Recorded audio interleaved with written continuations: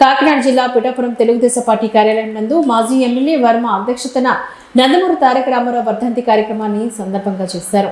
ఈ సందర్భంగా నియోజకవర్గం నుంచి తెలుగుదేశం పార్టీ కార్యకర్తలు, నాయకులు పాల్గొని పూలమాలలతో నివాళులర్పించారు.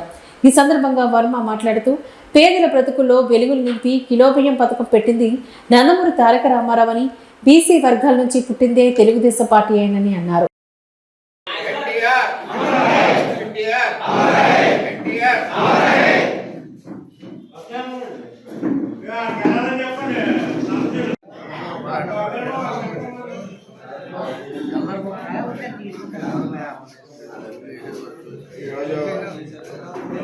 ఎన్టీ రామారావు అంటే సంక్షేమ పథకం.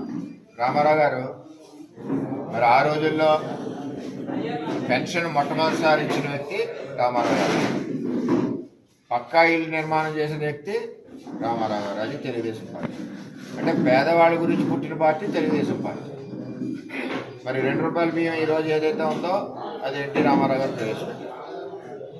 అంటే తెలుగుదేశం పార్టీ ఎప్పుడు కూడా పేదల పార్టీ, బీసీల ఇంట్లో పుట్టిన పార్టీ.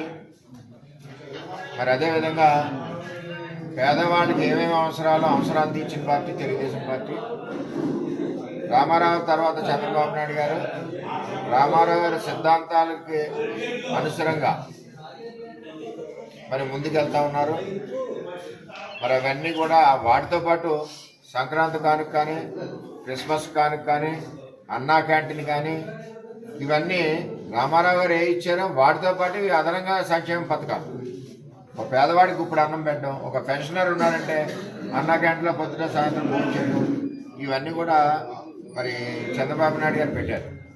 మరి చంద్రబాబు నాయుడు గారి నాయకత్వంలో తెలుగుదేశం పార్టీ అన్నగారి సిద్ధాంతాలను ముందుకు తీసుకెళ్తూ, అదేవిధంగా కొత్త సంక్షేమ పథకాలను ప్రవేశపెడుతూ, అధికారంలోనే కాకుండా ప్రతిపక్షంలో కూడా ప్రజల పక్షాన నుండి పోరాడుతూ మరి రాజధాని అమరావతి నిర్మాణం చేశారు.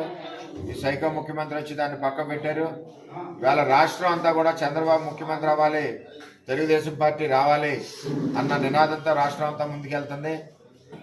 ఏది ఏమైనా చంద్రబాబు నాయుడు ముఖ్యమంత్రి అవుతేనే రాష్ట్రానికి మంచి రోజులు ఉన్నాయి, లేకపోతే లేదని చెప్పి ప్రజలంతా అభిప్రాయపడుతున్నారు.